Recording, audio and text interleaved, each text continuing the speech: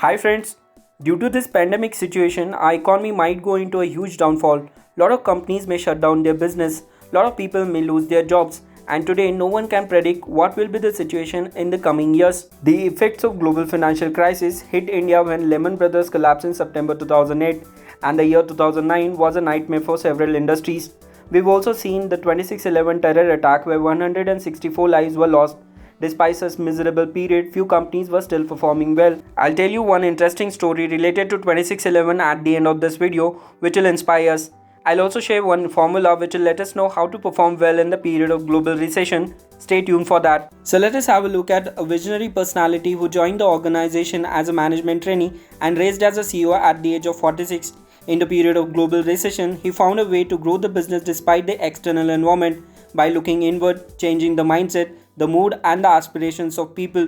Nitin Paranjpe. Starting his career with Hindustan Unilever in 1987, Nitin was made CEO in the year 2008, becoming the youngest ever Chief Executive Officer at vulnerable Anglo-Dutch multinational. Makers of Lifebuoy, Lidl, Lux, Surf and Wimbar, in the 90s the dishwash market was entirely in the form of powder, which wasted a lot while using. Nitin was the one who introduced the format of bar to reduce the wastage, and the rest is history. So how does one go from management trainee to board of directors in 21 short years? Being Marathi guy from Pune and grew up in Mumbai with decent marks of 79% in SSC board exams, set on his heart for IIT, but couldn't break through it due to poor rank of 1336 in a joint entrance examination. When he discovered he was colorblind, opted for College of Engineering Pune by providing a certificate of saying, "Colorblindness will not interfere with my studies." He was never the topper, but as a sportsman, he was aware about winning and losing is the part of game. He didn't make it to any of the IIMs but got into Jamnalal Bajaj Institute and joined, where he got the option to go for Tata Administrative Services and Hindustan Unilever. He chose Hindustan Unilever as a management trainee. So let's look at advice to young managers. It's very important for you to have a larger purpose in what you do. Friends, in this pandemic time, now most of us got the importance of using soap. But there was a time when one guy thinks he's selling Lifebuoy soap. It's a respectable job, but not something that swells your heart with pride. It's merely a job. And another guy believes that by selling Lifebuoy, he is saving lives, reducing the risk of contagion because of the act of washing hands with soap and water 5 times a day, which is an established fact. The guy is on a mission. He brings in little extra. That's what makes the difference between an acceptable level of performance and spatial outcomes. Now let's see the formula I was talking about. Do you know what is the difference between a manager and an entrepreneur? Well, you might have thought risk-taking, ambition, innovation, etc. But wait, the only difference is mindset. A is far greater than R is for an entrepreneur, and A is smaller or equal to R is for a manager, where A stands for ambition and R stands for resource.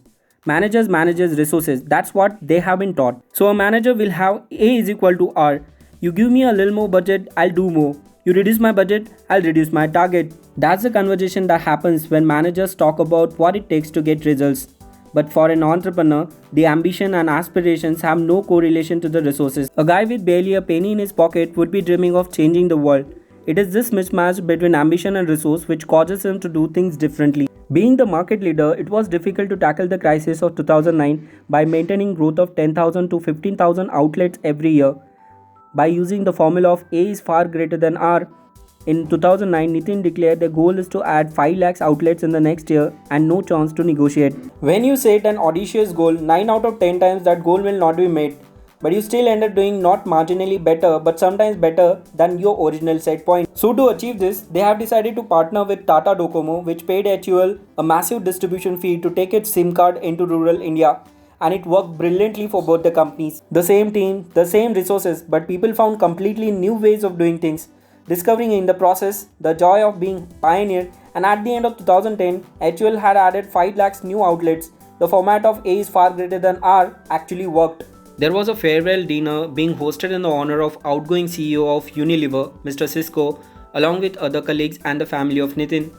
All of a sudden there was a loud sound outside. Everyone thought it might be the firework of big fat Indian wedding going on the next door. But the 24-year-old manager who was the in charge over there quickly realized something was wrong, terribly wrong. It was the night of 26/11 when terrorists attacked the Taj Mahal Hotel in Mumbai. In this tough time, remarkable human beings who went way beyond the call of duty, whose actions and whose foresight saved their lives. The staff continued to look after them. In the morning around 3 am, they had to break a window and climb out. 31 deaths were at Taj, but the entire Unilever team escaped unhurt. March 2009, the same set of people gathered in the same room with the same menu. But this time Mr. Cisco asked the manager and staff of the Taj to sit down while they served the meal. Friends, the whole intention of this video series is to motivate you to read more books for such inspiring stories, which is almost difficult to put it in one format. You can grab your copy from Amazon by clicking on the link I've given in the description below. That's all for this video. Please hit the like button if you really feel this video pushed you a little ahead, and share this with your dear ones. Comment if you have any suggestion for our channel, and don't forget to subscribe for more such videos on weekly content. Thanks a lot.